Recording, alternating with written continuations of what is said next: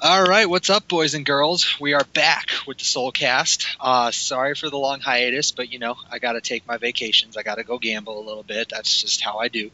So with that, we're back, and I kind of wanted to. I don't want to say do an odd character, but definitely a character that you probably don't see nearly as much as some others, and that would be Ezio. At least I believe that's how they pronounce it. I actually don't play or haven't played Assassin's Creed, so I hope I'm not butchering that. But yeah, so Ezio, I mean, he's one of those newcomers to the game because he's a port from another game. And they've Caliber has done that in the past with other characters. Everybody knows about Devil Jin, but they've had Heihachi in the past. Link. Trying to think of some others, but yeah, so it's not a new thing, but definitely a new character that they've brought to the series. So with that, I think it's time to introduce my guest, none other than Jimbo, the Jimbinator. What's going on, man? Hey, glad to be here. So I do have to ask a quick question. Have you you haven't been playing Ezio from day one, right? Like you started with somebody else, or did you actually start with him for Soul Calibur? I did start with someone else on Soul Calibur 3. Since then, I've always played Nightmare. And so my start at 5, I played Nightmare 2. But then as time got on, I got more bored with Nightmare, more interested with Ezio. So I was like, I'm going to play him from now on. Nice, very nice. So, yeah, you're on, I believe, if I remember correctly, you were on SC Tier not too long ago. I think it seems like they're doing a little bit of a hiatus as well. But, so you were talking about, like, all the tournaments and stuff. Now, you were at, what was it, NEC, I believe? And yes. You played, what was it, were you second, third? I think you were up. I went to MLG Raleigh, NEC, and Apex. Apex was the one I got third at. Apex, okay, that's the one I was thinking of. Yeah, I got ninth at NEC. So I guess we can just kind of. I mean, I think that a lot of people know your name, and I don't know if you did like a background or anything on SE Tier, but just in case people out there don't know you or don't know where you came from or any of that stuff, give us a quick a recap. Like, how long have you been playing? Like most people, did you start with Street Fighter and then all of a sudden find your way to Caliber, or like how kind of walk us through that real quick? My very first entry in the series was actually Soul Blade. My mother got it at like a bargain bin with the intention of giving it to my father to play. But then I started playing and really, really liked the style and how it played. And so then I played Soul Calibur 2, 3, 4, 5. It wasn't until 4 that I actually got to play other people because of the online feature. And during 4, a lot of my understanding of the game, that's where that came from. But I didn't think I was good enough to actually go out and compete. So when 5 came out, I played that for a while. And then eventually time passed, and I thought to myself, I think I'm finally ready to compete. And so I was looking around for tournaments, and there was one in Raleigh, North Carolina, MLG event. And that was really close to me because I live in Virginia, which is one state away. And so it was pretty much a 3-hour drive from where I was in Virginia at the time to Raleigh. And so I went there, and then I competed, got ninth. Everyone knows me from that event because I was the nobody at the time who beat Keane. And so after that, all it's history. Now I just want to go to all events I can. Nice. So now that you're playing Ezio, do you see yourself sticking to him for a while, or do you feel like this is just like a little experiment? You're going to see how far you can take him, and then maybe go to somebody else, or is he like the guy now? Like, you love him and stick with him as long as you can? Yeah, and until like the next game, I'm assuming I'm most likely going to stick with Ezio. No reason for me to switch. So does that make you a little nervous then? Because as far as I'm aware, they haven't. Whenever they did one of the, I mean, I call it a port. I don't know what the actual term is, but when they grab another character from another completely different game and throw it in there, I don't think they've continued that past one game. So chances are he won't be in the next one. I would imagine. Yeah. So what is your plan for that? What are you expecting? Well, that's something I actually have been thinking about for a while now, considering these rumors of a new installment keep coming up, even though none of them have been true so far. But what I would like, which will probably still not happen, is that they'll recycle his moveset into a new original character, like they did with Kratos and Aeon for this installment. But If not, then I'll just have to play the next installment and see who I like to play from that. See if they bring over Mario or something, right? Start playing Sure, Mario. sure. Cool. Bring Link back. Well, then I guess let's talk about Ezio. Then we can actually do some character specifics. Now, this is one of the few characters that I actually literally have not touched at all, and I have to admit that a part of that has to do with the fact that nobody plays him. Like, there's so few people out there that play him. Like, even if you don't have that character knowledge, it seems like well, chances are I'll still be okay. Because you probably won't run into him. So, I guess probably the best general question to start off with is where do you see his strengths? Like, what is he really, really good at, and where do you start your game? Like, when you're picking up, you're practicing with him. What things are you looking for first? When I find a character, I like characters that can space efficiently but can still kind of hold their own in a close quarter situation. Well, I like flexible characters, and Ezio really fits that mold for me because Ezio has a very wide variety of safe, good utility pokes that all say he can't get hurt for, and some even force him to crouch, like 3B. And so there you have a great poke game, a diverse poke game. He's also really competent at spacing, because certain attacks such as 6-6A, 4A, and crossbow can kind of hit the opponent from a distance without you having to go in, which works in certain matchups, I feel. What else? Trying to think. Well, I mean, I guess we can kind of just start with that versatility and build off of that. Now, okay. It sounded like you were kind of putting an emphasis on the spacing aspect of that. So, the only thing I've ever seen really from Ezio is, of course, the crossbow. So, of course, there's going to be more to it than that. But how are you looking to play that spacing game mostly, or? Depends. It's a matchup dependent thing in my eyes. Like, say I'm fighting Aeon, Lizardman, spacing is typically a terrible idea against Aeon, so I have to get in his face. But luckily, Ezio has all the right tools to compete in that kind of spacing, like up in their face. So that goes back to the versatility thing. Like for spacing, you have certain tools that really come in handy. 6-6A, in my opinion, is one of the best step catchers in the game. I wouldn't say it's on par with Aeon 6-6A, but Ezio 6-6A is a mid. It's quick, it tech crouches for a long time, and it's really easily hit confirmed into about 50 damage with a chance of clean hit.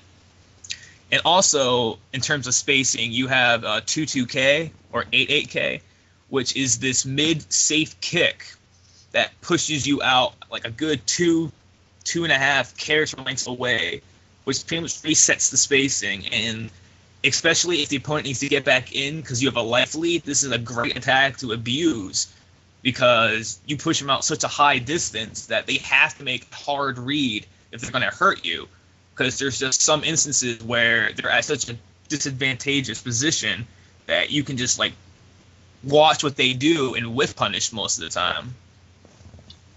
All right, well, let's. I guess since you kind of opened the door there, let's talk about then the whiff punishing game. So you're playing the spacing game, and you get the whiff punish. Like what? Most characters, it's pretty much 3B is the gold standard. But are there any other things that you're looking for with him in particular, or is it just launch? That's it.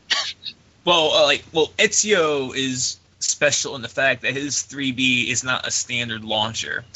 His 3V on normal hit, it just does a crumple stun on the ground, and for 20 damage, and you can combo it into a 2K for a little bit of damage, but that's not really good for a launcher. It's fast. It's I-17, which is really fast for a launcher or for a 3B move.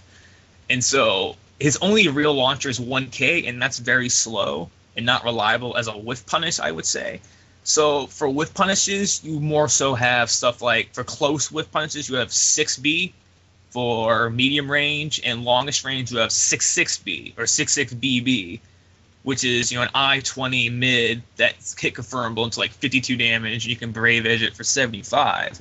So that's one of the best whiff punishes in the game, in my opinion, because it's quick, it covers a lot of space, and it's hit confirmable pretty easily. So if you mess up the whiff punish, you can just cut the string short, and you don't have to worry about getting hurt for it usually. But if you have like super long range whiffs, then you can just rely on your crossbow. Interesting. So you just mentioned 66B, and then you also mentioned 66A earlier. Now, I mean, both of those, from what you said, are pretty easy hit confirmables. Is that like a trend with him, or is it just those two moves? Okay. A big thing of Ezio's game are counter hits. He gets a lot of his good damage, his good stuff on counter hits, which is why a lot of people label him as, the counter hit character. Because on its own, say you hit someone with a 66A, if it's not counter hit, it's not that good.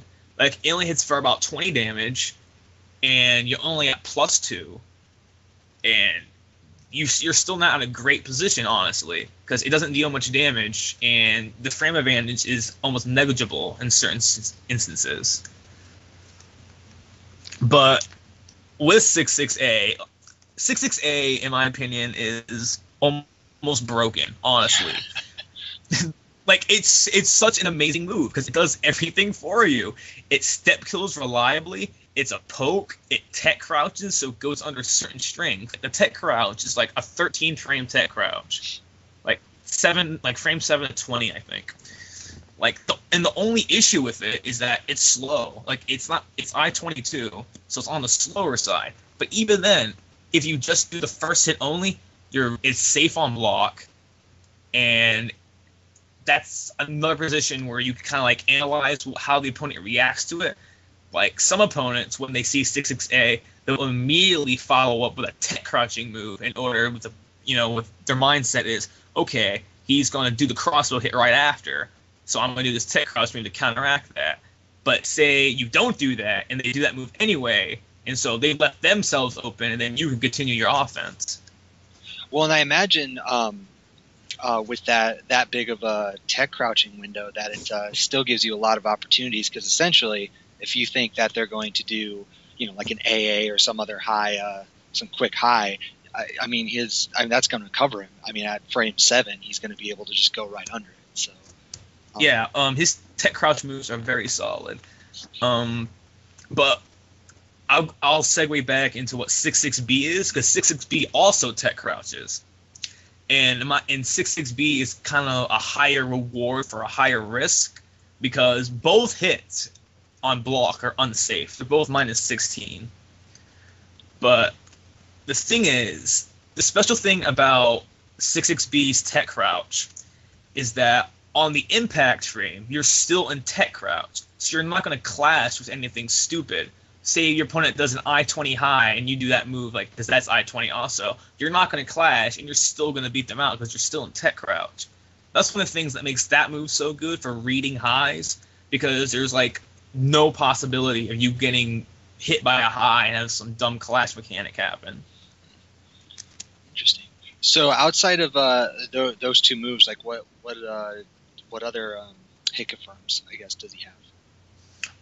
He also has 6ABB, which is a close range step catcher. It's a 3-hit string, and it also goes into his safe pokes because it's quick. It's I-17. It also has a short tech crouch window that is really good for tech crouching under AAs. And it's a counter combos for 52 damage, but the third hit on normal hit is very unsafe. It's -16, so you gotta make sure you know when to use it. But if you do just say the first 2 hits, it's only a -4, and so you're still in a good position to do something else.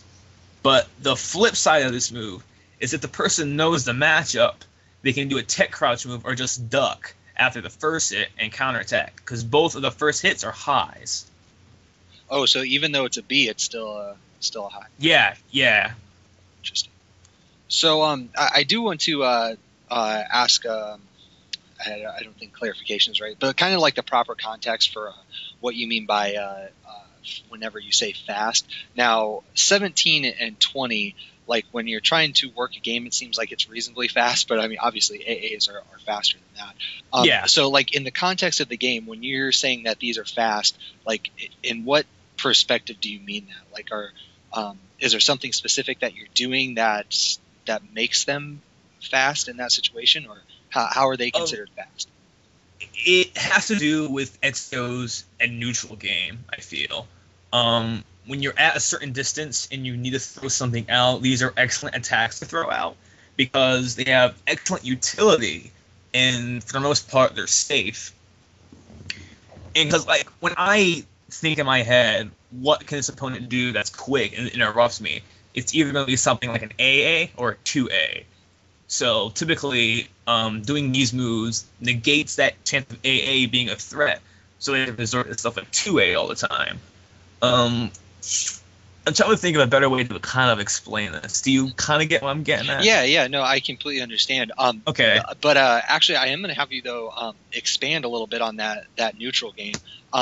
So when you say that his neutral game is good, now are you referring to just specifically like being able to tech crouch stuff like AA, or does he have like certain, I guess you could say counters or certain things that just prevent you or prevent your opponent from being too aggressive at that neutral position? Yeah, because I think pretty much any character with a typical 2A has enough tools on its own to like tell an opponent to stop being aggressive, stop attacking me. But all of Ezio's tech crouches are excellent, so there is that. But another thing that kind of goes into this neutral game is one of his best moves, if not his best move, is his 2K. Now, what makes 2K so stupid is that it's super tech crouches. And so it avoids a lot. So the only way you're going to get hurt is, say, they make a hard read and do a launcher. But 2K is quicker than a launcher. So that's another aspect to take into consideration with this. And another thing about how stupid 2K is that every time you use it, whether it be on block, hit, or even whiff, you get pushed back. So in some cases, if you're against someone like Zwei or Patroclus, who have really short-range 2As, they can't do anything about it. They can't counterattack you because their 2A will whiff, and you can just keep 2K'ing them consistently. Interesting. So when you're trying to back off a little bit, or kind of slow them down, I take it then that you find yourself doing 2K more than anything else. Typically, if I need to like retreat without like knocking them down or anything, I'll do a 2K or like I said before, a 2-2K, because that pushes you back a huge distance and pretty much resets the spacing. All right, cool. Okay, so let's we talked about the hit confirms, and then it sounded like you had more to add onto the spacing game, because a lot of what we've been talking about so far is like playing that spacing game, and then when they think that they have some sort of advantage, or if they try to prevent you from moving around with like an AA or something, he has answers like the 6-6A, 6-6B, whatever it may be. Mm-hmm. But in addition to that spacing game, I would imagine that we talked a little bit about it because I asked about punishing and whiff punishes, but how does just his regular block punishment like stand up to that test? Like, his block punishment's really good. Okay, so walk us through that. It's not on the par of, say, Pyra's or Omega. Like, it's not that good, but 6B is pretty much your staple block punisher because it's I-15, which also segues into his Brave Edges. And 6B Brave Edge is one of the... I keep saying this about all of his moves so far, but 6B Brave Edge is one of the best Brave Edges in the game, like, period. Because if you spend the meter for this block punish, you're getting a minimum of 70 damage for an I-15 punish. And what's even more ridiculous about this move, because say you hit them with it, it goes into a sort of like a weird attack throw animation, where he shoots them twice with a low crossbow after he hits them with the 6B. Yeah. But the thing about this is all three of those hits have a chance to clean hit. So typically 70 damage is the bare minimum, but you can theoretically get up to 87 damage just for an I-15 punish. But, like, to even continue on, say you mess up the block punish and they block the 6B Brave Edge. Well, 6B Brave Edge is plus 10 on block. So even if you mess it up, you're still in an excellent situation to do something else. Okay, so now I guess we can kind of talk about both block punishes and brave edges at the same time. Now, in addition, I mean that sounds pretty crazy awesome. But it's excellent. Are you usually saving your meter for that then, or his other brave edges just as good, if not better? It's matchup specific, honestly. If they keep throwing out unsafe attacks, then a majority of my meter will probably be devoted to 6B Brave Edge. But another excellent, ridiculous Brave Edge he has is that he has a BB Brave Edge. Just a standard BB, and you can Brave Edge it for 68 damage. Which also goes back into the hit confirm things. Because BB Brave Edge is really, really easy to hit confirm. Because when you see the first B hit, you know that the second B is going to hit, so you can just Brave Edge it for extra damage. I don't mean to go back, but back to the hit confirm thing and the spacing thing. Yeah. I forgot about 4A, which is it's a high, but it covers a lot of range and it's kill step. And it kills step and is very similar to 6.6A. That it's a reliable step killer, and this one is probably his easiest hit confirm. It gives you about 5 years to hit confirm, honestly. And even then, again, because it's a 2-hit string, if you just do 4-8 only, it's completely safe, except not to, because it's minus 10. So technically, you can lump Cervantes and Alpha Pat in there too. But even then, it's all safe. Gotcha. Yeah, that would seem like I guess with the exception of Natsu, like if who's he said it was an APAT who can punish it as well with a C, yeah, with a critical edge. Exactly. So I mean, I guess if you're woes, that's no problem. But but it seems like you have to be pretty clutch to do something like that. So relatively speaking, it's not too bad. Oh yeah, it's great. It's really easy to hit confirm, but there is kind of a double-edged sword, because when I'm using an attack that's usually hit confirmable, the reason I do it some of the time is because I know this is going to work, I know this is going to hit, and like a good chunk of the time when I think that it does work, so I confirm it anyway. But say you botch a hit confirm. If you botch a hit confirm, you're going to get hurt really badly, because the thing about crossbow, like, say I do 6.6A into crossbow, the second hit. If they block the crossbow, you're at minus 30. And that's pretty much like negative, hey, do anything you want to me. Yeah. But there is kind of sort of a safety net in certain matchups. That if you do just the front crossbow, like usually off a string or just normally, like a 6B plus K, you're going to do a side roll, which can avoid linear punishes and buy you time where you can get out of the way and not get hurt. But if the opponent reads that, a typical 1A will usually snuff that completely. So there's sort of a mind game in this blocking the crossbow. But alternatively, like I said before, say they think the crossbow's coming to do a tech crouch move. Well, that move's going to work, and you're going to get hurt for a lot of damage. So can you do that roll then out of any crossbow? Only on the crossbow where he just shoots straight in front of him. Because Ezio has 3 types of crossbow shots. He has 6B plus K, which is just him standing straight and shoots right in front of him. He has 2B plus K, which is a low crossbow, which is a low, but it's slower. You can't do a roll off that. That's negative 30 on its own, which is really bad. And then you have an interesting move, 4B plus K, which he does a very quick sidestep into crossbow, and you can't roll off that either. Now, I imagine that, based on the moves that we've already talked about, that the majority of his string crossbows are the one that you can roll out of. Yes. So 4A and 6.6A, you can roll out of that. Gotcha.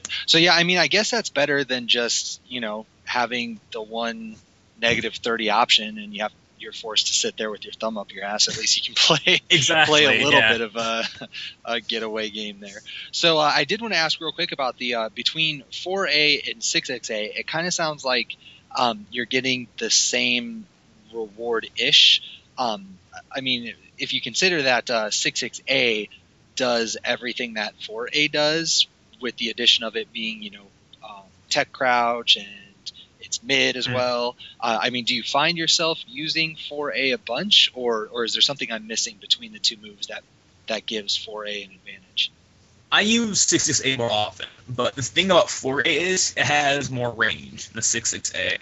So that's the utility when it comes to that. It's also, in my opinion, a good round starter if the opponent loves the sidestep at the beginning of a round, because it'll usually always catch them. And that's a free 50 damage at the start of the round. Gotcha. All right, then. Okay, so then let's jump back to, we were talking about the Brave Edges. Now which ones have we talked about? 6B, BB. So what else does he have that you would spend meter on? Some people think this is a bad way to spend meter, but I do it anyway sometimes. It's his 66B, the I-20 move, the tech crouches. You can also Brave Edge that to tack on an extra 23 damage. So typically on its own, 66 BB does 52 damage, and you can Brave Edge it for 75. Now, do you usually reserve that for, like, say, a round ender, or? That's the primary use of it. Like, say you got that 66 BB and you had extra bit of damage, that's when you should Brave Edge and end the round. Gotcha. All right, and then I imagine that the only other thing that he has would be his CE, correct? I'll talk about his CE. His CE is actually one of the better CEs in the game. It's quick, not like Leisha Raphael quick, but it's I-13. 90 damage. It has a clean hit A chance, which means the last hit has a pretty good chance of clean hitting for 105, which that on its own is really, really good. And the special thing about Ezio's CE is that it forces crouch on block. So against a lot of characters, that limits their options considerably. Because I think of characters like, say, Viola, or maybe, I don't know, Viola, Zwei, Yoshimitsu, that their options are very limited, and so they can only do so much in that position. And it's only minus 18, which is a bit safer than what typical CEs do, because they're usually about minus 20. So even then, his CE has a great utility. It also goes back to his block punishment game, because against certain matchups, that's the only move you can do to block punish someone, which makes it invaluable in certain matchups like Cervantes and Natsu. So now I always ask this question, and it's, of course I understand when I ask it that it's usually a player preference thing, but you also, have GI, of course, that you can spend meter on. Now, do you find yourself doing GI very often, or do you prefer to hold on to your meter to try to work it in other ways, like 6B Brave Edge or whatever it may be? Lately I actually have been using GI more often. Ezio has solid post-GI options. But the thing about Ezio's post-GI options, you're not going to get a lot of damage unless you do a slower move. Because on post-GI, you can get A plus B, which links into CE or 44B for a lot of damage. But that's a slower option. It's I-25.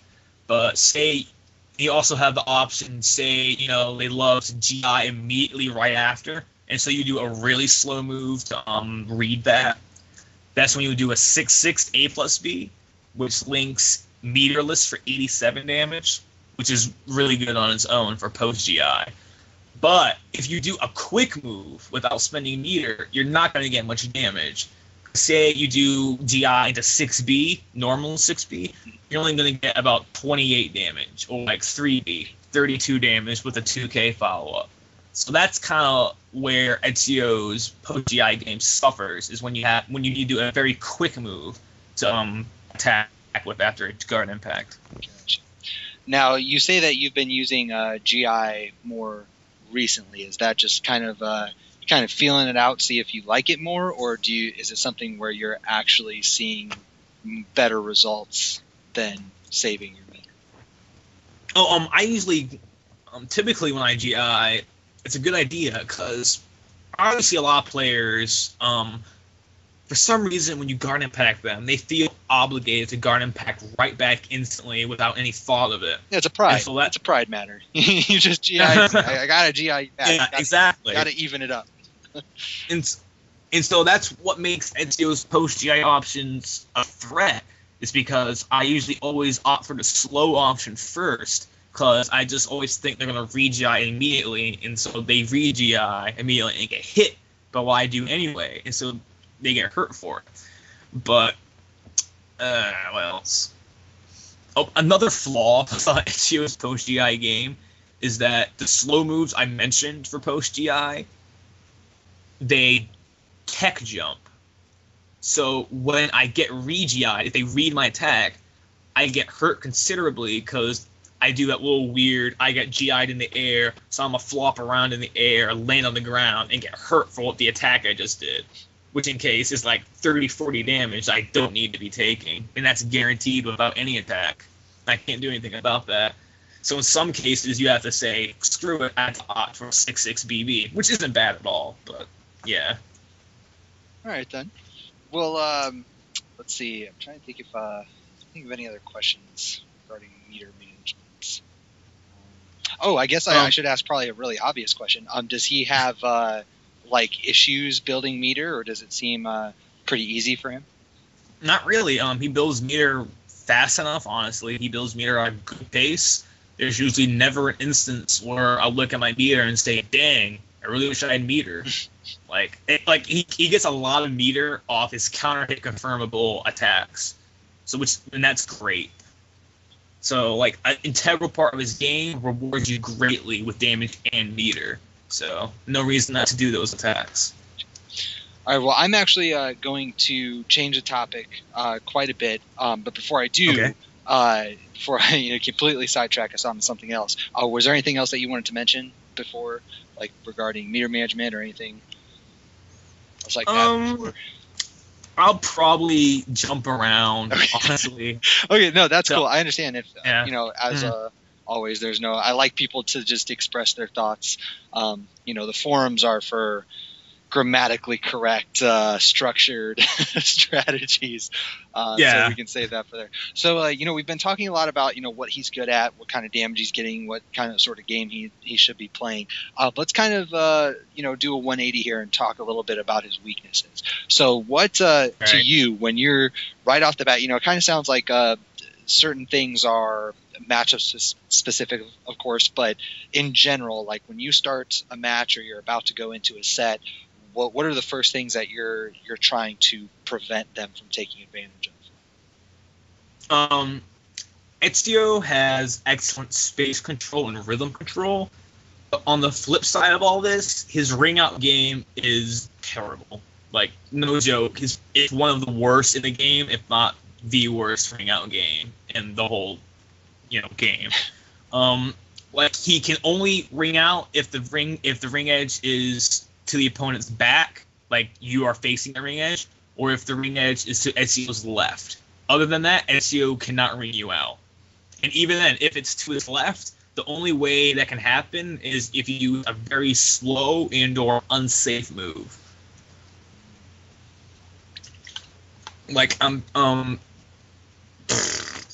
His ring out game that's one of the core weaknesses. Every time I get something like A on stage, I groan because I'm at a very significant disadvantage, especially if I'm up against someone like Nightmare or Viola. Then I know I'm in for a bad time.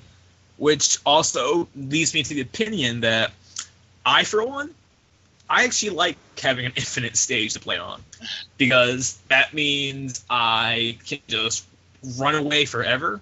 I don't have to worry about getting running out. I don't have to worry about positioning myself for walls. I can just control the space between me and you and harass you with crossbow if you decide to run away too far. That kind of thing. So whenever you get the chance, you're always going to pick manually select an infinite stage, huh? Well, I don't manually select stages, but... Well, you're allowed to do that, right? I mean, there are a lot of tournaments that allow you to stage, correct? It's random. I think if both players agree to a stage, we can pick it, but I think it's always random regardless. Because, I mean, personally, I've never cared, so I've never paid attention to that rule. I'm like, whatever, I'll play on whatever. But I thought you had that option if you lost, but I guess not. Oh, well. We'll ignore that for now. Another one of Ezio's issues, it kind of falls with fast characters, is, and I know I kind of mentioned how strong his neutral game is. Well, on the flip side, his neutral game also has issues with, in my opinion, speed. Now, you have the normal 2A, which can be a saving grace a lot of times. But the thing is, his AA, it's I-12, I-13 at tip, but it's bad. The range is very stumpy. Like, it's not much range at all. And even then, say you hit them the first hit of the AA, if you're too far, the second hit will whiff, and you're going to get hurt for whiffing the second hit of the AA. So his AA is not great, and I usually reserve it for something like a block punish or a just guard punish. Like if I just guard a BB or something, I'll AA them. But other than that, it's not that good. And so the thing is, if you gotta rely on using very, very quick attacks against someone like Natsu, you have to rely on stuff like 2A all the time, which doesn't necessarily have to be a bad thing, but that's one of the issues he has with his neutral games is speed. And he doesn't get a mid until I-15. That's a 2B, which isn't bad, but some of his basics, like BB, that's I-16, and that's on the slow side for a BB. And so you have stuff like 3B, it's I-17, 1BBB, I-16. So it's kind of a match-specific thing, but his speed of his attacks does play a factor into it. And, what else? His worst problem, in my opinion, is that some of his attacks have whiffing issues. One of the biggest culprits for whiffing is actually his BB. It's still an amazing move, and you should use it all the time, especially if you like whiff punish and you can just hit confirm it into lots of damage. But it falls victim to axis issues a lot of the time. So if they're off axis slightly and you do the BB, and this happens somewhat, like say, all right, here's one. Say Leisha does a 6KK, and you know that's minus 16, and you know you have a BB punish handy. I'm going to do that. So the first B will hit, and so you're already thinking, all right, I got the punish, I'm going to hit confirm it. Well, the second B will miss, and then you'll still do the Brave Edge, and it'll get blocked, and then just wasted meter for nothing.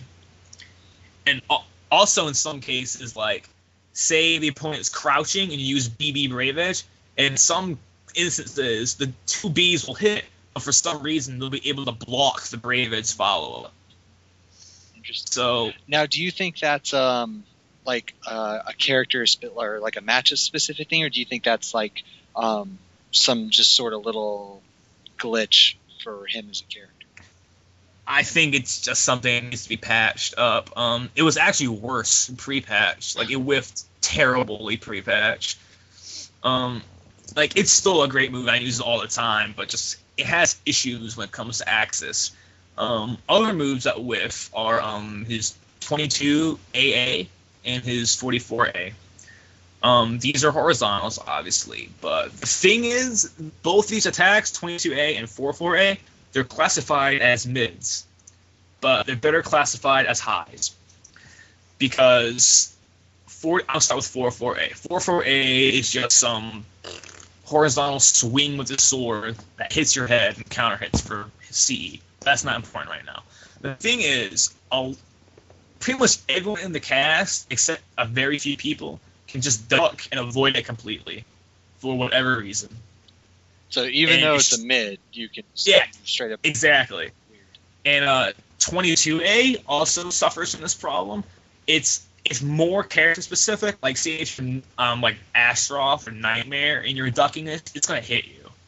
But if you're someone like Pyrrha or Mitsu in some cases, it's gonna clip right through you and not catch step, and you look stupid.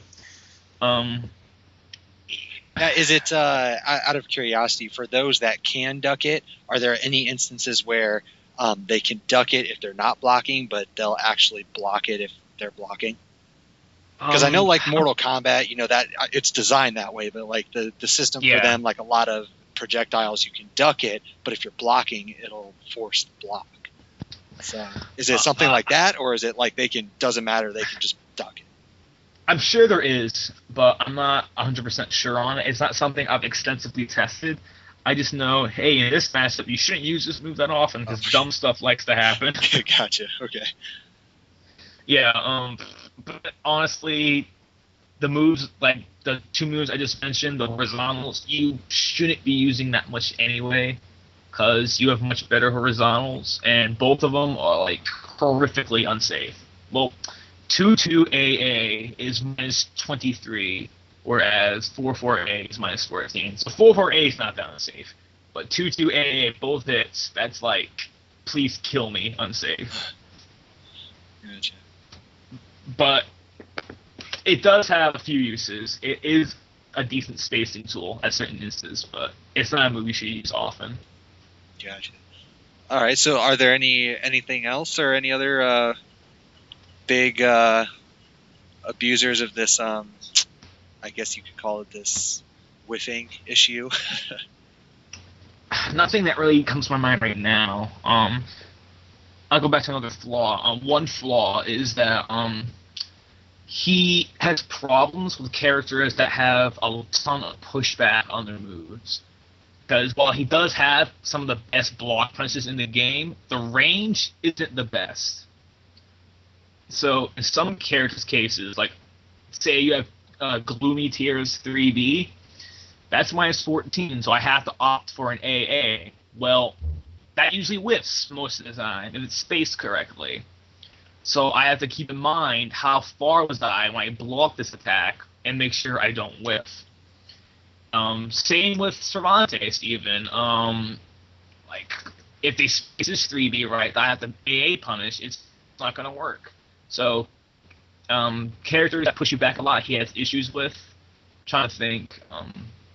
Something like DNSB from Omega, that gives Ezio a ton of trouble without meter, because there's like nothing you can do about it for guaranteed damage. So you have to like force a mix-up sometimes, but even then, Ezio has trouble with stuff like that, in my opinion. Gotcha. So I guess I do want to ask like how that compares to a spacing game, because you were talking earlier about how a spacing game is actually good for him. So it sounds like you're specifically talking about certain moves that you block and push back, and not just characters that can space well in general, or does he usually like lose to other, or does he have problems with other really good spacers? Yes, he is a good spacer, but he's nowhere near the best. Oh. Like, say you try to play mid-range against Astroth, that is a terrible idea, and you'll get hurt for it. If you try to play mid-range against Siegfried, bad idea. Don't do that. So he's very competent at spacing. Like, he has plenty of ways to keep the opponent at bay and force them into a range you want them at. But it is matchup specific. Which is the thing about Ezio, is because I know this can be said about every other character, but you have to play differently for each matchup, I feel, to an extent. Because he is extremely versatile. I would say versatile to the rank of, say, Mitsurugi. Because Mitsurugi has all these tools you can use in so many situations to good effect. And Ezio has very similar tools in certain situations. Except, he doesn't have extreme 50-50s, but, So he's more of like a jack of all trades sort of character, but he's not best at any of it. Yeah, that's one of my opinions on it. You can say that. Like, he excels in a lot of places, but he doesn't just blow everyone away in a certain thing. But on the flip side, he has problems in some cases, but there aren't really much things that completely debilitate him and leave you floundering. So he's an extremely well-rounded character. So on that topic, I actually did want to ask real quick. His ring out game, sounds like it's ass. But how is his wall game? Like, if you have walls, does he get pretty good damage off the walls? Oh yeah, he actually does. It's not on the par of, say, Nightmare or Omega, but it's definitely not on the par of someone like Algol, who gets really bad wall damage. His wall game is competent, but it's hard to set up.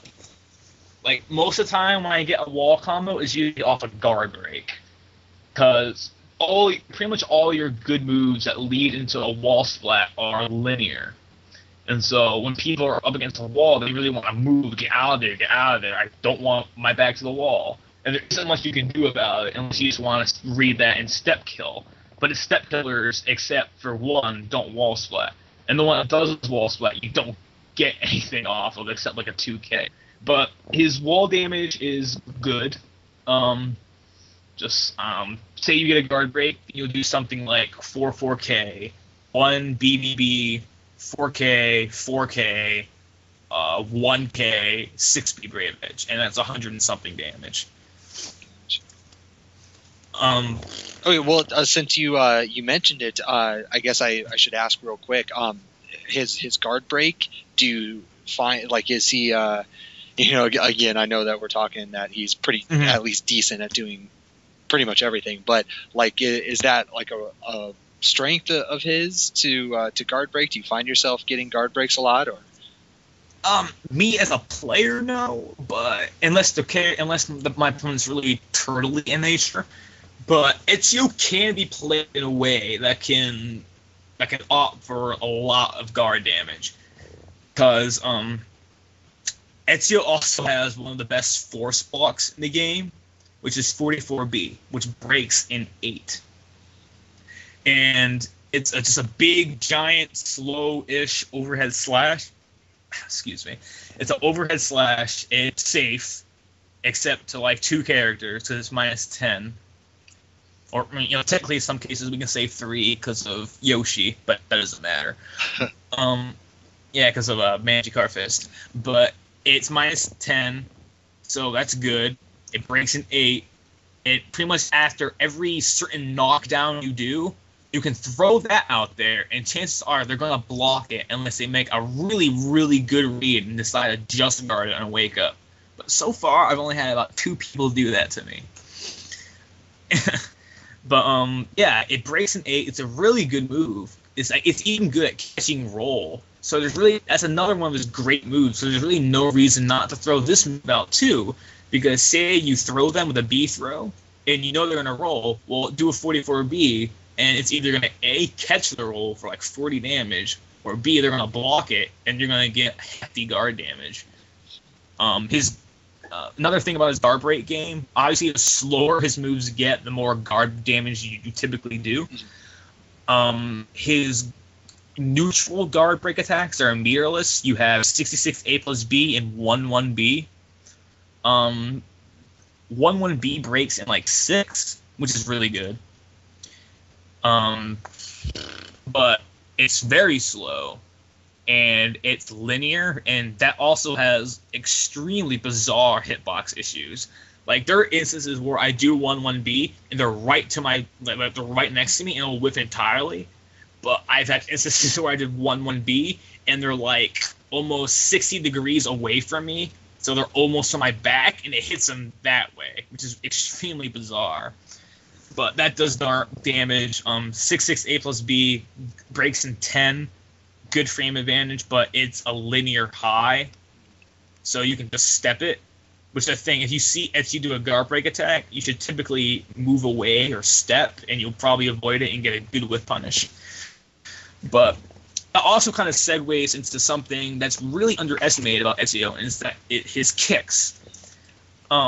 when you play the Assassin's Creed game, you don't see Ezio do a lot of kicking, really. But almost every single kick he has a really good utility in many situations. Because, well, I know you mentioned 2K earlier as well as 2K. Yeah. Mm-hmm. Yeah, 2K also resists the spacing. It also does guard damage, which is great. So, especially if you consistently keep them out and they keep blocking 2K, you're keeping them out and you're hurting their gauge. So it's another plus to that move. You also have 1K, which is, it's pretty sluggish. It's a slow kick, but it's a low. And it gives, it's +4 on hit. And people love to 2A after that.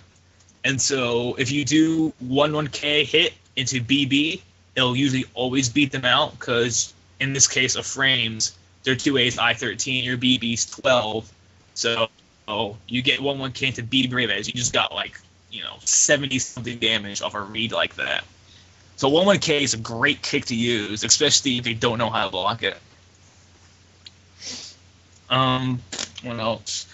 4K is another good counter hit fishing move. It's a little slow, but it's a good move in the fact that, unlike something like 3B, 44K still gives you good damage on normal hit and counter hit. You get more for counter hit, but on normal hit you still get about 60 damage. But on counter hit you get about 75 to 80. So 4K also hurts guard. It's -12, so sometimes you can get hurt for it, but it's a good kick also. It moves you in, so it's a good attack, kind of close in with, if they're just sitting there blocking, because it moves you forward a considerable distance. You also have, one of my favorite kicks is 4K. 4K breaks in 14. It's -8 on guard. It's a great poke because it's I-18, which is kind of quick, but it's a good poke in the fact that on normal hit, it's decent frame advantage. On counter hit, it wall splats, and it gives you, when, say, they don't wall splat, you're still at +12, which you can either apply more offense or use that as a great chance to get out. So 4K is a really good move to just get out with. Trying to think of other kicks you should use. 1K is one launcher. It's the only attack he has that launches the opponent up. And it's actually a really good move that's really slept on because it's so slow. Because for a launcher, it's slow because it's I-23. But it forces crouch, and you're only at -6. So there's still plenty you can do off of this kick. And, 1K is also the one kick you can do to get a ring out from front or left. Because if you do 1K into 4AB, that's a janky air combo that works for front ring outs. Or you can do 1K into 66K, which brings it out from the side. Which kind of saves way to 66K. That kick, it's okay. Like you have better kicks, but it's still not that bad. Because about 66K, it's still very, very safe. You're still up. It's only -6, like a lot of your other kicks. And it also pushes you back a little bit to about 1 character length apart. So not say to the extent of 2K, but 66K can also push you back and force a close range whiff that you can use to whiff punish with. But it's a high, so you gotta be sparingly with it. You gotta use it, here and there. Don't use it a lot. What else? One move that gets a special place of hatred in my heart is his jump K. His jump K is bad. There is just nothing positive I can say about this kick. It looks stupid. The hit properties are stupid, and it's just stupid. It's not even that good on block because it's a high. So if you're saying you're trying to jump over a low kick, it's not going to work. So that's my soapbox on jump K. People who know me and talk to me know I hate that move with a passion. But yeah, Ezio has a very diverse and outstanding arsenal of kicks at his disposal that a lot of people don't pay attention to. All right, then. Well, was it? I mean, wow, that was a lot of information about kicks. Yeah, sorry. No, that's okay. That's good. I was going to ask though. You mentioned 1K, and that's you said a couple times that's his only launcher.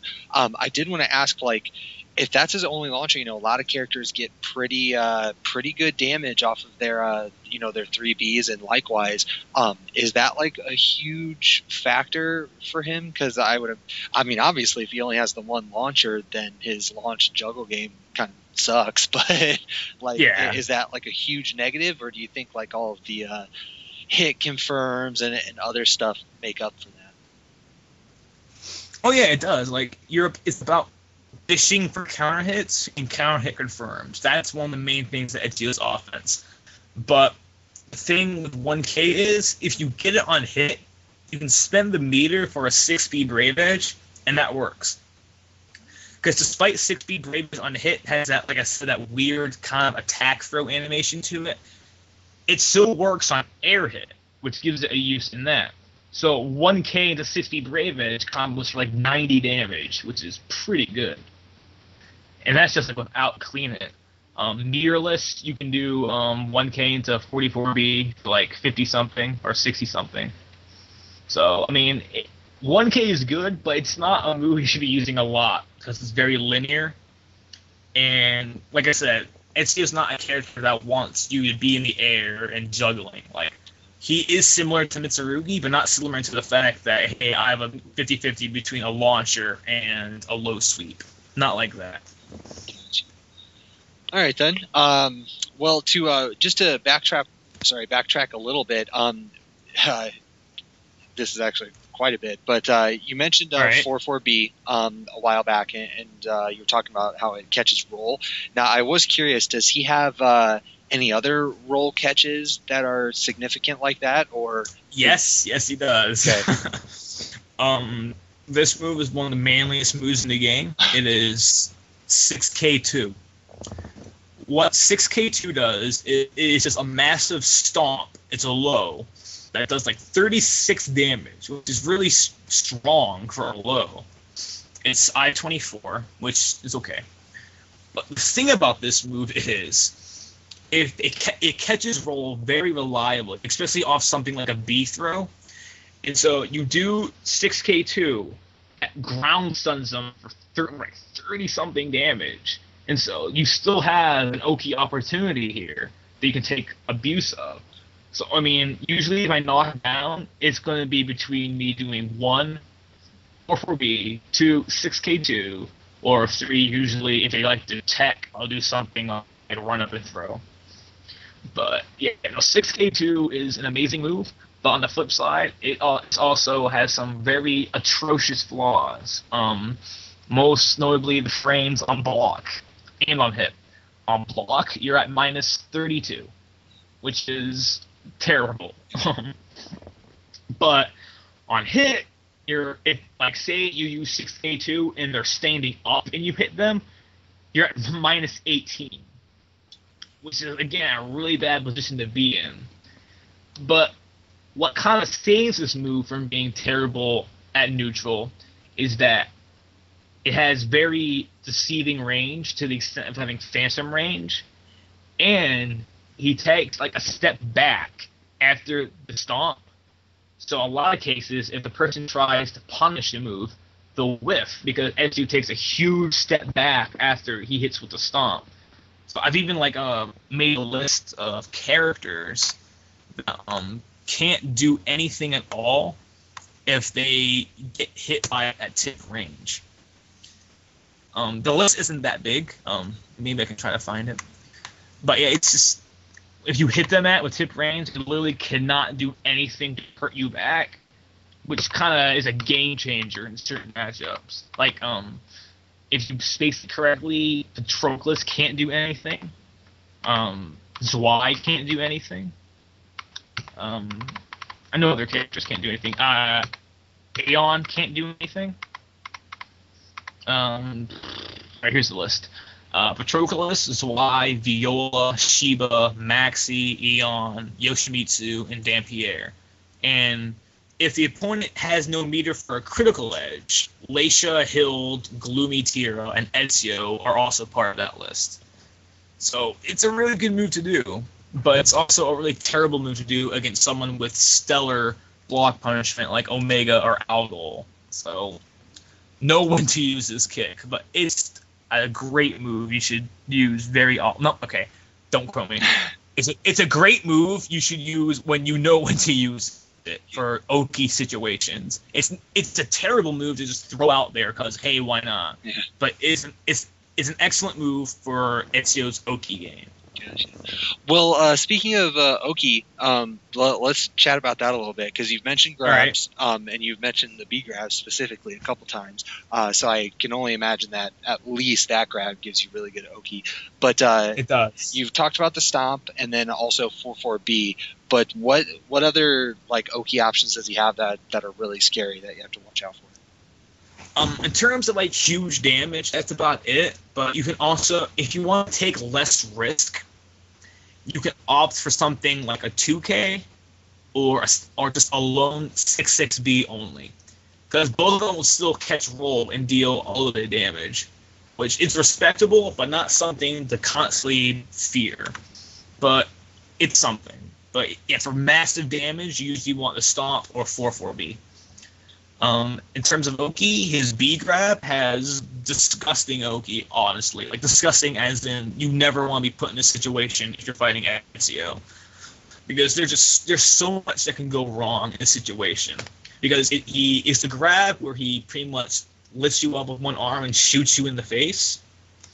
And when you're on the ground, you either have an option of getting up or you can tech or roll. The thing is, if you roll, you run the risk of getting stomped on. But if you tech, you run the risk of getting grabbed again. Because if you side tech, all you have to do is just do a step forward, and by the time they tech, you'll be right in their face again. And you can just grab them again and restart the whole process.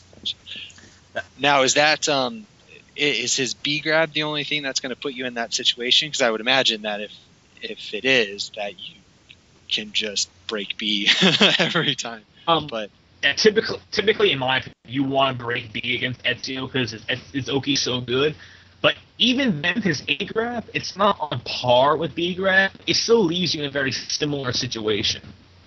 And they kind of counteract each other. The A grab does more damage, so gotta take that into consideration. The A throw pushes them back a little more in front of you, but you can still make it work. So typically, running up and doing something is a good idea. Like, let's say run up in 2K or run up in BB. That works just fine, especially if they like to get up after being thrown. His throw game is actually really, really good. Not like Alpha Pat or Eon good, but his grab range is very solid, and they all of them lead to good Oki situations. And he also shares this really bizarre trait with Patroclus about grabs.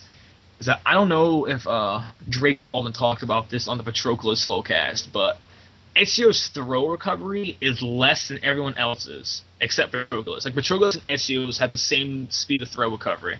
So say you whiff a throw, they recover at the same speed, but they recover faster than everyone else in the cast for whatever reason.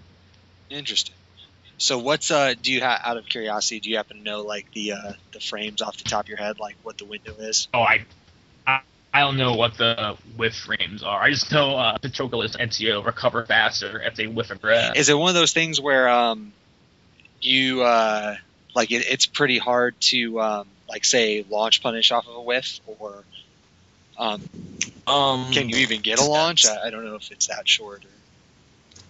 Typically, if you're on point, and let's say I run up to you and I just misjudge the distance entirely and grab in front of your face and just whiff, then yes, you might be able to get a launcher. But say if you're ducking a throw, your options are limited based on what character you're playing with.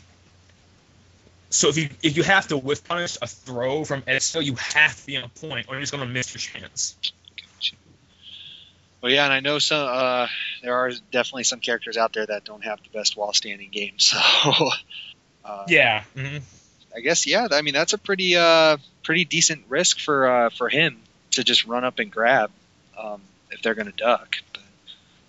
Oh yeah, like seriously, because Ezio, besides 2K, Ezio doesn't really have much lows you should be using often, and you should use 1K from time to time, but his lows aren't good.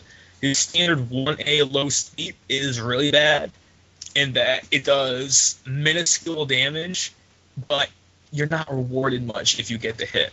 Like 1A is one of Ezio's moves that animations change on counter hit. So you get considerably more damage on counter hit. Like you get like 36 damage on a counter hit 1A. But the thing is, it's very sluggish. It is very unsafe, and it doesn't tech crouch for long. So there isn't much reason to do it, because even then, you don't get rewarded much for it, even on counter hit. So 1A is a move you shouldn't use very often either. So you have to use, okay, I have bad lows except 2K, so what can I do to condition the opponent to duck? Spam throws. Because literally the only mix-up you need if you want to play in a certain way is just throws and BB Brave Edge. Because if they're ducking kind of read for a throw, you can just BB Brave Edge for 68 damage, because that's really easily hit confirmed. So just that alone is an excellent mix-up, because all you can do is just throw or BB Brave Edge, and you get great rewards by it if they love to try to duck throws. Well, yeah, I know not just in Caliber, but I know that there are quite a bit of players out there that are just good enough that that's all they need is a solid grab game. Even if the grabs themselves aren't great, as long as they can grab and they have some sort of mid option. Yeah. That's it. That's all you need. And I know, Caliber, it's a 50-50. You can't see which break it's going to be. So, yeah. So he doesn't have anything outside the A and B, right? It's just the A and B grabs, or just he does not have a command throw.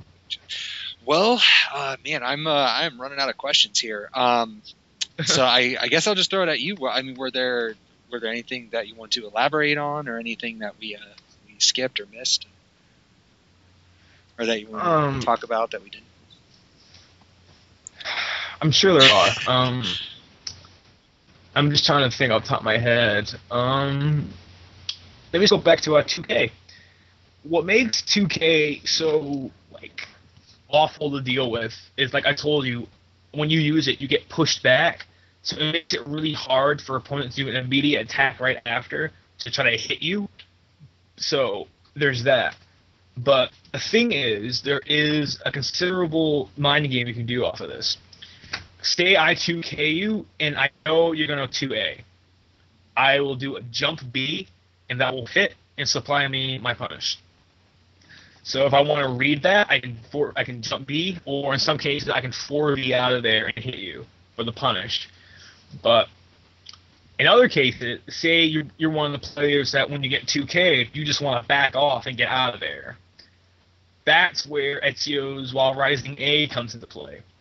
Because on counter hit, While Rising A is plus 15, so you can get a 6B Brave Edge off of it. So, because it's a mid, very, very similar to 6-6A. And so it kills step. It's unsafe, but it kills step. It links into stupid damage. Because say you read their movement and use it, you get 70-something damage for 6B Brave Edge. Or if you want more damage, you can just link it into CE for 100-something. Which makes it really, really stupid if you're good at reading people and knowing how they react to certain situations. So that kind of plays into how Ezio is played, because while Ezio is extremely easy to play, pick up, and understand, he is very difficult to be consistent with. Because, in my opinion, there isn't much of a trick to Ezio. There isn't something really, really specific you've got to learn about him. Say you're fighting Astaroth. Oh, he's grabbing all the time. Well, I should be in a low profile a lot of times where I don't have to be put in that position. Or, trying to think of someone else. Cervantes, his While Rising game is not the greatest. maybe I should use moves like Force Crouch more often. Ezio doesn't really have a specific strategy you can use against them, typically. Some characters can do certain things, but massive ignorance will only hurt you so much in the Ezio matchup, unless you're just completely clueless. But there are plenty of things you don't have to be very keen on in the matchup and do just fine against them. So you have to be really good at mixing things up and adjusting your play strategy to be consistent, or else it's going to get really old really fast, and you'll be able to just get countered. Because, like, while he's very safe, he doesn't have much attacks that leave you in a mix-up position. Because, like, you know how good Mr. Ruby's frames are in certain attacks? Like, 6A, 2A play speed, or even Hex. Some characters have attacks you guard that are plus. Ezio doesn't have those unless they're guard break attacks. So, if you need his only attacks that leave you at decent mix-up potential, I feel, for like attacking right after, is his 3A and his 6B. Because 3A and 6B are both -2 on block, respectively. And so you have options. Like 3A, not many people use it, but it's actually a really good move because of the frames. It's slow, but you're only at -2, and it catches step. It's a mid, so it's not going to whiff. And the range is okay, but it's a good attack either way. It's good on hit, +6 on hit, but it's only -2 on block. So something like a gimmick you can choose, like 3A on block into critical edge, and they won't be able to do anything about it because of the invincibility frames. So it sounds a lot like he's definitely one of those characters where you're probably better off if you're a player that plays your opponent rather than the matchup or the character-specific stuff. Like, does that sound... You can say that. I mean, it does sound, of course, like he has a lot of matchup stuff that you can use and take advantage of, but it almost sounds like it's, okay, as long as you're playing your opponent, you'll be fine. Typically, yeah. Making those good reads and stuff. Exactly. He has all the tools he really needs to make excellent reads. His jump attack, the only jump attack you should really use is his jump B, because that can jump, that text jumps. And so, but it also jumps that you can also avoid a 2A or a 2K while still making the whip punish. He also has a 4B, but his 4B is nowhere near as good as Mitsurugi's. The special thing about his 4B is that it's another one of those moves that changes on counter hit. On normal hit, it does about 34 damage, and you're at +2. It's not that great on normal hit, but it does damage, so it is that. But if you get a 4B counter hit, you have two options. You can either just get a 4B counter hit, and then you have an additional hit with that he'll either do A, he'll like slice him with his sword, or B, you can hold 6, and then he'll shoot him after he stabs him with the sword. And both have different properties. Like, say you hit him with 4B counter hit alone, your back is turned, and you're in a good Oki position between a mix-up between back turn B plus K or 2K or throw. If you do 4B6, you reset the spacing entirely, and you get more damage. So with that, like even with moves like 4B, you still have two choices of what caters to how you're playing at that time. So you can either do 4B normally and just be interface some more, or 4B6 and reset the spacing and play the spacing game some more. So I feel like if you can switch between offense and defense quickly and efficiently, you can do serious damage with Ezio. Well, I guess that leads me to a kind of a logical, more of a meta game question, I guess. But like, I'm guessing like you put him pretty in the middle. Like he doesn't have really any horrible matchups and can compete with most characters. Because I mean, unless he does have like a bad matchup, like super bad.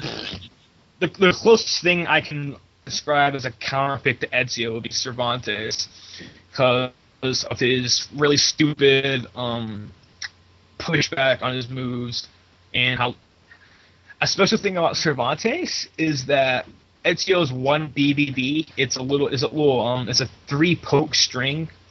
If Cervantes is just standing there blocking, doing nothing, the third hit on block will whiff for no reason, and he gets a free A slide B off of that whiff. Yeah, that's a little goofy. Yeah, it's stupid, but yeah. So it's not. Yeah, Ezio doesn't really have much. Like, his matchups are usually not grossly in his favor or not grossly in the opponent's favor. Like, a majority of his matchups are 5-5, and a few are 6-4 in his favor, and a few are 4-6 in the opponent's favor. So he's extremely well-rounded and can deal with many situations, like I said before. So when I was interviewed with ST Tier, they asked me where would Ezio theoretically be on a tier list. I said mid. But now I think about that, I would put him mid-high now because of what I just said. But I feel like other characters in mid-tier have similar traits, as in, like, what matchups are better than what, but they don't have that much, like, balance to their matchup scale. Like, I'm trying to think of another mid-tier character. I can't think of anyone right now. Yeah, you definitely know the. Just my description. Yeah, you definitely know the tier list better than I do. So I'm sure. I'm trying to think of another character. I guess we'll go with someone like I don't know. Let's go with Maxi. I think Maxi's mid-tier in my opinion. Maxi has really strong mix-up games in the stances and stuff like that. But he's easy to space out in some cases. That's his key flaw. So certain matchups, say, in my opinion, Ivy or Hild, give Maxi a lot of trouble. But if you have Ezio, that, like I said before, his matchups don't really lean grossly into one way or the other. So he has a well-balanced palette in matchup, I would say. So he'd be up there. I think he's just shy of top 10 in my opinion. Like maybe the 11th place or something like that. Interesting. Like, yeah, because when you get to a certain level in the tier list, you enter in what I call like pretty much a circle of bullshit. Because you have characters like Pyrrha or Viola or Cervantes who have like these certain tools that are just absurd in nature that are like extremely annoying to deal with. Like Viola has 44A Brave Edge. Pyrrha has just her frames, her speed, her 1K, that kind of stuff. Aside from stuff like 2K, Ezio doesn't have that much absurd stuff at his disposal. Like I said, he's very safe, but he doesn't have so many moves that are just like that grossly lead into a terrible situation for the opponent, as you have Pyrrha, who has stuff like 1K and BB, and you have Mitsurugi, who has 2KB Brave Edge. So like I said, Ezio is very good in some spots and very good in other spots, but he's flawed in some spots, but it's never like a huge advantage and a huge disadvantage.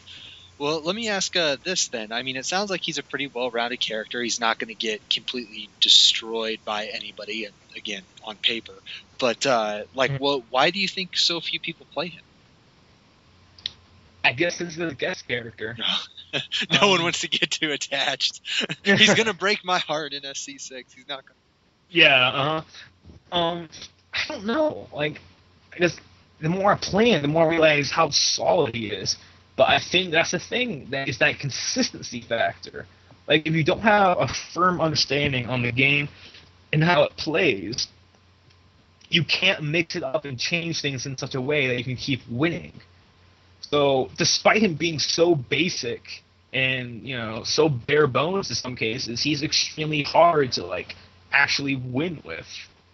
So, and I get, because, Ezio doesn't really have that easy mode move, rather, that you can just continuously abuse and expect to win.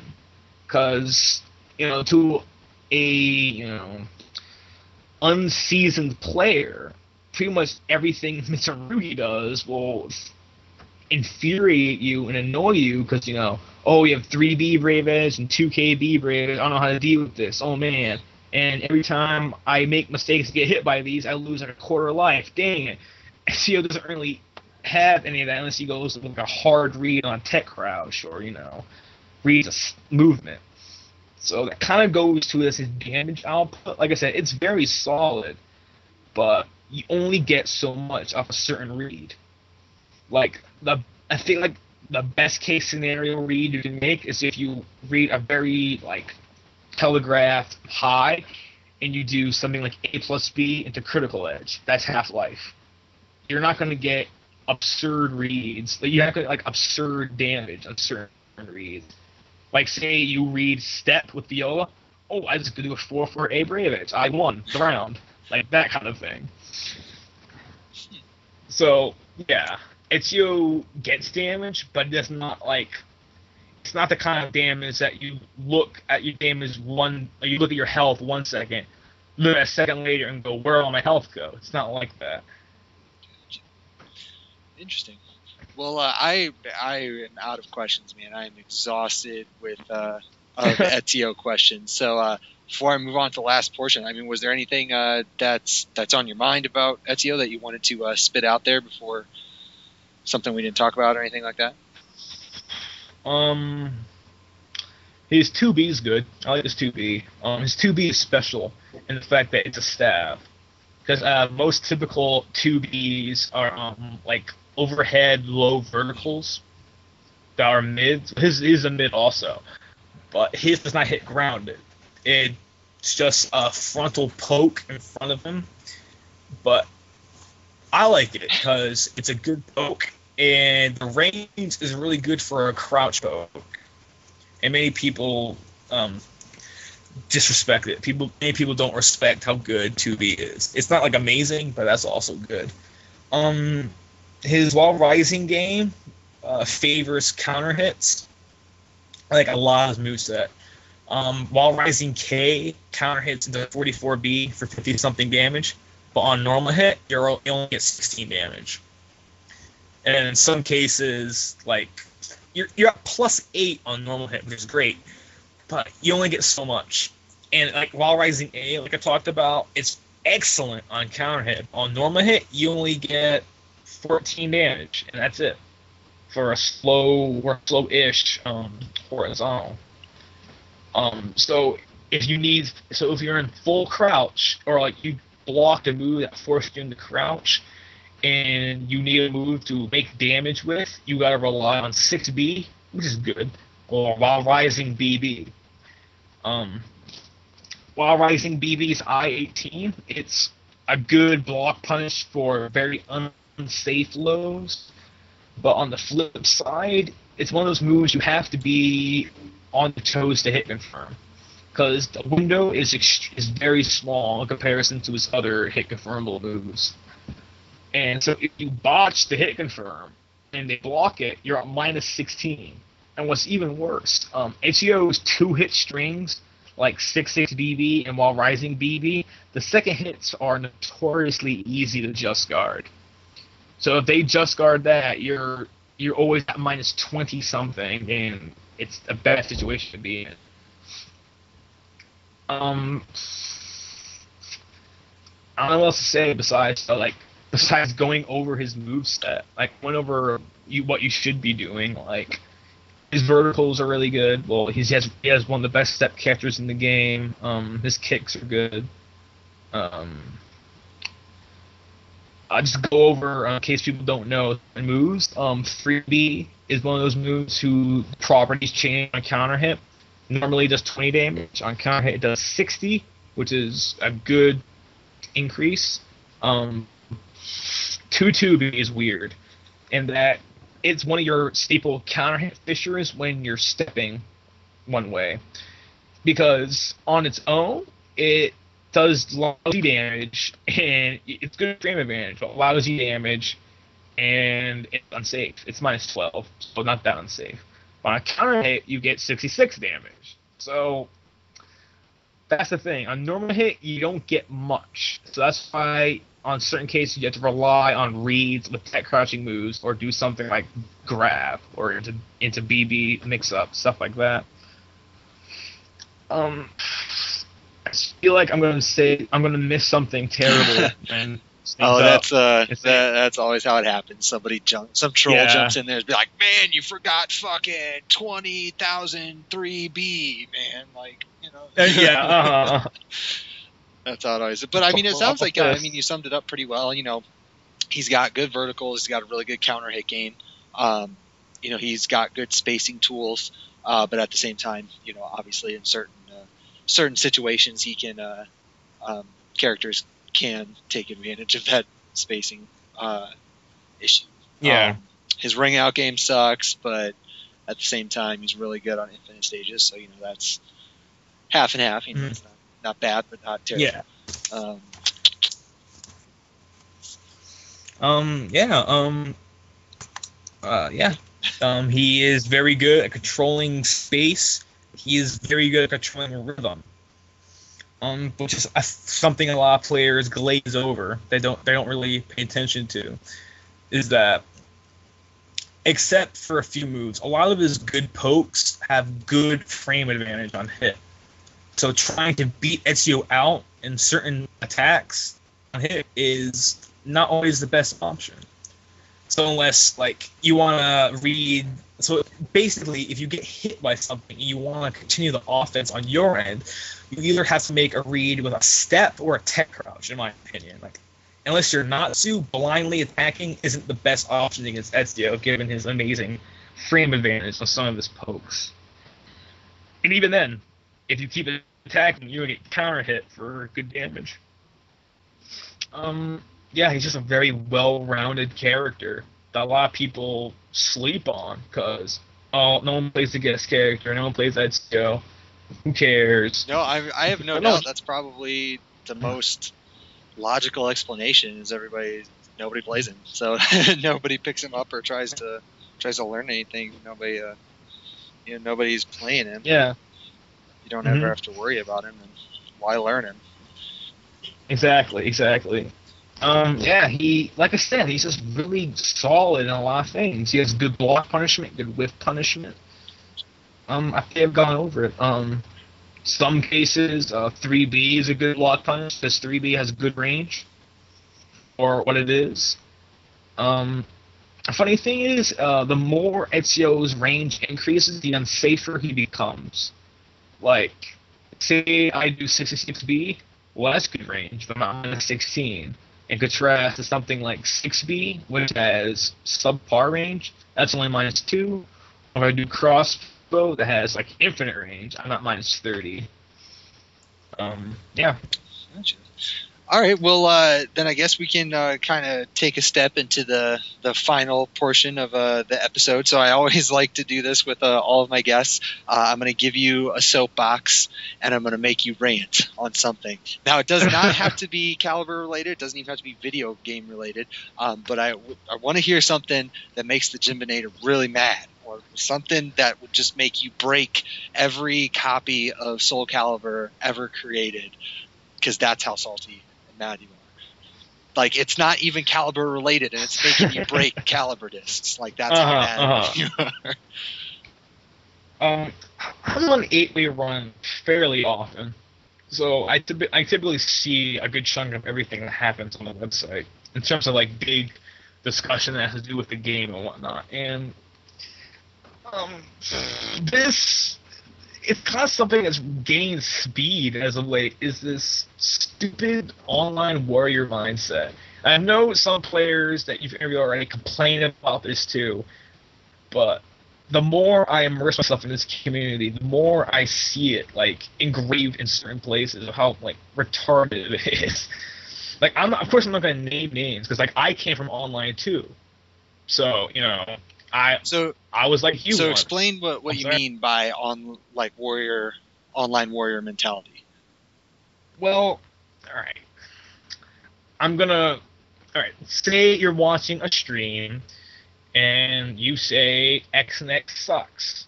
Well, who are you? Oh, I'm just some guy who plays online. how can you say that? I mean, like, it's basic like that, I know, but it's just dumb people saying dumb things about stuff they think they have a grasp on. And then, even then, if they're talked, like, proven wrong or had, like, a solid rebuttal to, it doesn't affect them, it just brushes off of them, and it just keeps spewing ignorance, and no matter how much you talk to them, they just keep spewing ignorance. So you hate trolls? Well, it depends. Some trolls, I can see how they're trolling, and it makes me laugh. Other people are not trolling, and they're 100% serious in what they believe is right. Like, okay, you know what? Fuck it, I'm gonna call people out. The Siegfried Soul Arena is a terrible, terrible place. Not everyone there is terrible, but I guess we can also transition into other things that make me mad, or people keep bitching about their characters. There are good people here. I'm not going to name specific names, but there are good people here who say good stuff and have good discussion. But a majority of these players in the Soul Arena are stuck in the mindset of, why aren't I playing Soul Calibur 4? And so, like, granted, Siegfried's moveset was cut down significantly for 5, but that was because of the engine change and how the game played. It wasn't because, oh, we hate Siegfried and, wow, we're going to punish all these people. It's not like that. And so people here just complain, and what's worse is, like, something kind of a stereotype that's kind of formed now is how Siegfried always whiffs. Well, I think there are plenty of other characters that whiff much harder than Siegfried, notably people like Sheba and Hild. And so there's that. People who keep complaining about their characters should also just please stop talking and either A, deal with it, or B, pick another character that will make you win, and so you don't have to complain about how so-and-so is low tier. Like, just yesterday, as of this podcast, Alicia won a major in Philadelphia. Alicia player won Winter Brawl. So, of course, there are people spouting off all like, oh, no, that was stupid. No, Alicia was bad. Still, no. When people talk about their characters, they keep exemplifying the bad things and talking about the things that are wrong with them, rather than the things that are good about them. Like, when I talk to people about Ezio, I don't constantly ramble on about how certain characters give them out, or how crappy his ring game is, or how this attack is really hard for Ezio to deal with. Now, granted, there might be 2 people, or 3 people who might say, nah, you say that all the time, but they're not important. Like, it's just people who keep bitching and complaining about things without actually doing anything about it. I love, I do have to say, like, just through the years, I love it running into people who, they're so convinced that they're right about a move, that, or, whatever it may be, that instead of, like, actually playing the game or testing things or anything like that, their sole focus is to argue with somebody about how they're right, and then you're right. Exactly. It was making me laugh so much. It's like, you're not even playing the game anymore. You're just like, it's like you joined the fucking debate club. You're just like practicing your debating. It's hilarious. Like, God, it's stupid. Like, the online warrior mentality coupled with, my character sucks because X and X, it's stupid. And it's dumb. Because all these online warriors, not all of them, there's some who are actually well adjusted and reasonable and fun to play with, and people who actually know stuff about the game. That is fine. The people. I did want to ask real quick, just because I've had to work the last couple days and I was incredibly busy today. But who won Winter Brawl? MT Fighter. Interesting. I think that was also his first Soul Calibur 5 major, and he just went in and won with Glacia. Nice. Yeah. Good for. But yeah, like, Yeah, good. No, no, really. Like, I don't mean to sound like a dick. No, really, congratulations. Yeah, and then like there's no fucking like I'm not finding any updates anywhere. So I was like, oh, I wonder who won that. I completely forgot to check. Yep. So yeah, it's just the online warriors who have these large personas and like flamboyant personalities who still act like they're the authority on certain characters and issues.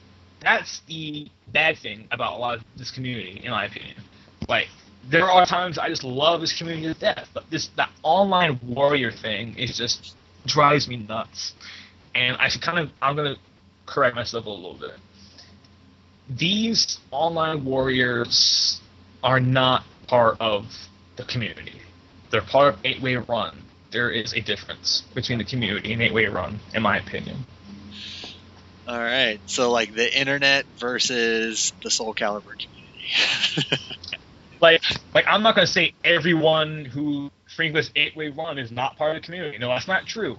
There are people who have not come to an offline event who I would say, yes, you are part of the community because you contribute and you do this and you do that and you don't talk with your foot in your mouth all the time, that kind of stuff.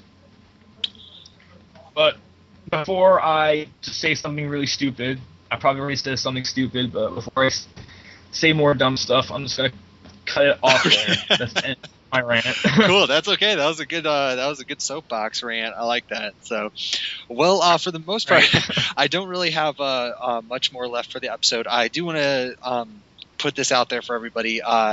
First, just kind of a look into the future. Now with the SC Tier podcast, a lot of the partisan and God, there are actually quite a few people on the last episode, but they're far more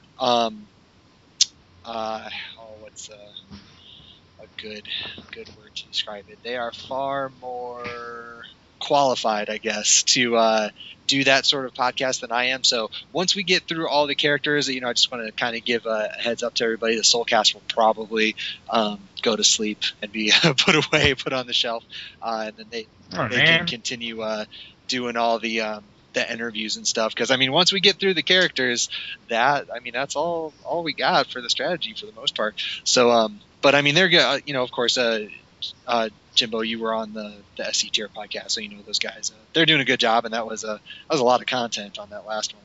It took me a little while to get through the whole episode. Yeah. So, I'm sure that they'll do good with the podcast and stuff. And also, I wanted to throw this out there to everyone listening.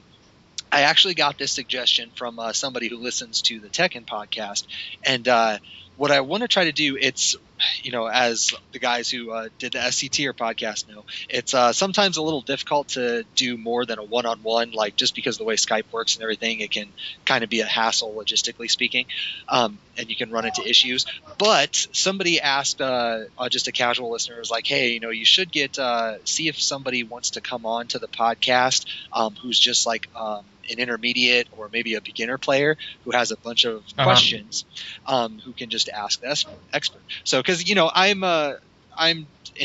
not infallible. I do make mistakes, and sometimes I gloss over things that maybe seem simple to me, or maybe I just didn't really think it was question worthy, but that maybe a beginner intermediate player would be like, wait, I really want to know how to do this. So with that, for anybody out there, if you consider yourself an intermediate player, maybe you just picked up the game or whatever that is, if there's a character that we have not done yet and you have like this big list of stuff that you want to ask, you want to know about, and for whatever reason you're not finding it on the forums or whatever it may be, and you just want to have a discussion, hit me up with a PM or whatever it may be. You can go to the VGF website too and check my email, and just let me know, and I'll see if I can get you onto the podcast with whoever happens to be the guest for that character. And then if there's any questions that you want to ask them, or if you want to have a discussion about the character, I think that that would add a lot to it. So with that, I just want to throw that out there, and I wanted to wait until the end because that means that you actually listen to this podcast in this series. I don't want to just throw it out there for the trolls who are like, oh man, I'll ask all these questions, and then they just come on and talk about pizza or something. don't want to Yeah. open up to that people. So just want to throw that out there. If anybody's interested, I'll try to do it if I can. If we can get schedules to sync up a bit. But that is all I have for this podcast. I think I have my guests lined up and the characters for the most part for a while here, so I don't think that anybody has to wait too long between episodes. So with that being said, I do, Jimbo, like to... Wait. Oh, go ahead. Wait. Is there shout-outs? Yes, I was actually going to say I like to give my guests the absolute, the final section. So yeah, if there's any shout-outs or if there's any other things that you want to talk about, some topics. I know some people have like tournaments or whatever that they want to kind of get out there. And I think if there's anything like that, feel free. The mic is yours. First of all, come the final round. That's going to be really big. Shout out to, of course, Great One. Can't forget him. Shout outs to SCT, so shout outs to Partisan Zeph, that mystery guest whose identity will never be seen. Shout outs to the Jimba Nation. Shout outs to Titan Squad 420 Swag. And finally, shout outs to the friends I made before I joined 8-Way Run. So shout outs to Sakurai, Dr. Crimson Rain, and Captain Stylen. That's it for me. Hey, that was nice. Right, I love it when people they go off in like an hour. They're like, okay, hold on, let me read off every person who's on the 8-Way Run member list. I was like, that was excellent, short, sweet, to the point. Well, with that, thank you for coming on, talking some Ezio with everybody. Obviously you just said you're going to go to final round, so of course we'll see you in the future on the streams and whatnot. And with that, if anybody has any questions or suggestions, I'm very open to that. So definitely hit me up. But other than that, I like to keep my characters a surprise, so I can't tell you who's next. But definitely stay tuned, and I won't keep you waiting too long. So have a good one, guys, and thanks for listening.